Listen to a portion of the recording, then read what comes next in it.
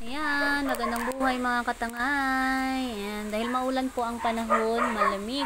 Syempre, ayan, mabinta na naman ang ating chowlong or yung ating beef stew at saka pork bone. Ayan, so ito pong ginagawa ko ay nagbabalot po ako ng rice noodles. Ginagawa ko po ito para hindi tayo mahirapan kapag may nag-order, hindi na tayo mahirapan magtimbang-timbang, ang dami. Kukuha na lang tayo kasi pare-pareho na yung sukat. So mga katangay, itong ang ginagawa ko ngayon ay nasa 5 kilo. So tinitimbang ko siya para bawas na rin sa sa gawain kapag nagsiserve na ako. Mga katangay, ngayon nga po pala ay malakas ang ulan.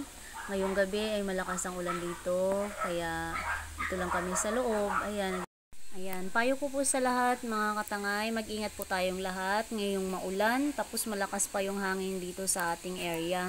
Ayan, syempre, tayo po ngayon ay nasa Orange Rainfall na po dito sa Puerto Princesa. Syempre, dito po kami ngayon sa Sabang. Syempre, nangangamba tayo kapag maulan dahil nadala na tayo nung huling bagyong Odette, kaya lagi tayong handa. For sure mga katangay, ngayong gabi marami na namang hindi makakatulog dito sa Kabayugan. Yan, syempre yung iba nagbabantay ng mga bangka, yung mga bangkang biyahe ng pa-underground river.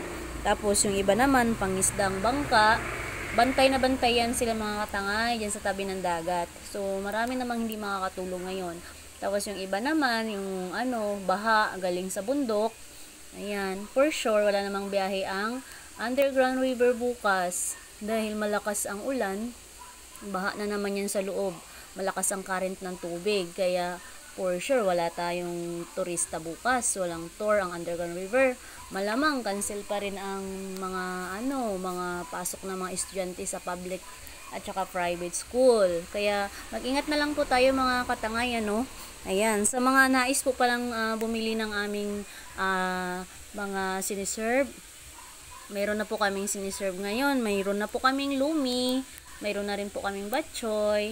Ayan, mga katangay, available na rin po ang ating ang ating mga French bread. Mayroon po tayong garlic cheese bread, cheese, may pork and chicken. May beef din po tayo mga katangay, Ayan. So, soon po, i-serve na rin po natin ang ating bulalo, pork bone, at saka beef bulalo.